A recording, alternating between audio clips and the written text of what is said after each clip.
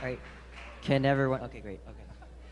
All right. So, hi everyone. My name is Yang. I just graduated from grade 12 from Marc Garneau Collegiate Institute, and I'm going to Waterloo in the fall. Any people at Waterloo? No. Woo! All right. All right. So, I'm really happy to share my testimony with you today. So, just bear with me. All right. So basically my whole life, I've pretty much been what you would call a Christian. I grew up in a Christian family. Since I immigrated here, I've been with this church for a long, long time. So since probably when I was 5 or 6. In fact, this church, EFC New Life, wasn't even in this building back then. It was at the building. It was at the basement of another building downtown. So I was still going to church way back in the day. So growing up in a Christian family for so many years, it was, I would say it's a pretty stable life.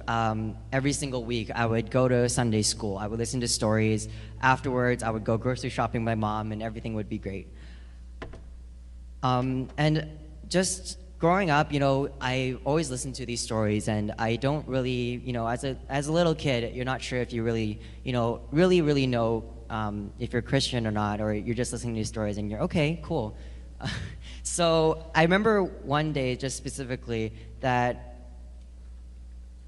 I was at Auntie Patty's house for just a fellowship, and I remember her saying, if you want to become a Christian or you want to reaffirm your belief in God, just come down and we'll have this talk about what it means to become a Christian. So I guess that was the day that I guess officially became a Christian. But becoming Christian is, I guess, I don't feel is necessarily a 3-hour process.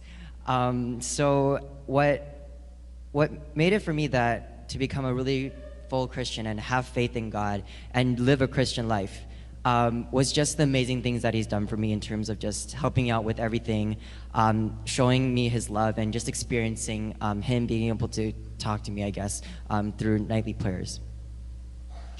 However, this all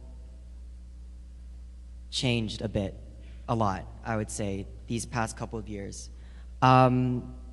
Something that has been going on, I guess, all my life is that my parents argued a lot. I guess I didn't really see a lot of, significance in that. I just thought, okay, my parents argue, probably our families argue, and my parents obviously have disagreements.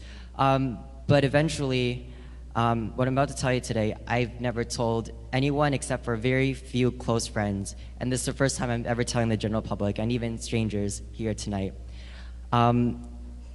2 years ago, in the fall of 2011, my parents separated, and this was such a big event for me because it just changed my whole world and what I thought was my life. When my dad left the family, it was just me and my mom, and at that time, my mom was also struggling to find a job. So on multiple days, I would literally not see her for 72 hours because when I was home from school, she was out at working, trying to find work. During these past couple of years, I really started to struggle with Christ. I stopped going to Sunday school. I stopped going to youth group. I just felt disconnected from God and the whole community that I've grown up with almost my entire life. I didn't feel it was necessarily a conscious choice to fall out from God, but it was definitely a process in that I just felt more and more disconnected. For the first couple months after they separated, it was still pretty good. I thought, everything would be all right. Maybe they'll get back together. This is just a thing. But they didn't. What made it for me in the end, after about a year, this entire time, Auntie Patty and a lot of my brothers and sisters in Christ invited me back to youth group, but I kept on saying no. I was busy. I made excuses up. And throughout the year, I was just trying to cope with all of the stress by throwing myself into schoolwork, throwing myself into extracurriculars, and just trying to distract myself and tell myself everything would be okay. And even when some things went right at school or in my extracurriculars, I still felt sad. And in the end, I just was faced at with such a desperate situation. It was just felt like rock bottom. I had no one to turn to, but I finally realized one day that I had a choice. I had a choice of whether to go back to God and snap out of whatever this depression was. I think that we're all human and we're on this earth, and being humans, we all have choices. And that's a very big theme of tonight. So when I realized I had this choice to go back to God or just keep on being sad and, feeling disconnected from everyone, I decided to go back. So one Friday evening, similar to this, with all the Clay members here, that's our youth group named Clay, I decided to come back. And I didn't know what to expect. Many of these people I haven't seen in a year or more. But what was just overwhelming for me was that they welcomed me back with open arms, just like God. When I came back, everyone was so supportive. They didn't even ask me that many questions. And they were just so supportive and happy that I was back.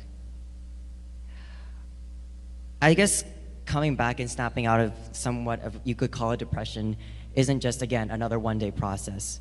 Just being able to pray with them, and pray with all the members of Clay and peers and to God really helped me just come back to Him. And when I talk to Him, I always keep on asking Him, why God? Why did this happen to me?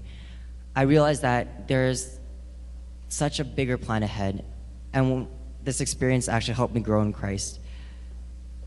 I realized that, whatever happens in my future, not just this event, God has a greater plan for me. And when I came back to Christ and came back to these regular Friday evening youth group meetings, I just felt a sense of stability once again in my life. Not only did I go back to doing better in school, I also felt connected and closer with my peers, with God, with all my brothers and sisters in Christ. So I guess what I learned the most through all of this was that God is not just the being that I pray to every night. He's also living in the hearts, the souls of all my brothers and sisters. And I saw that. And when I was able to see that and experience it, I knew that God was for sure always with me the whole time. Thank you.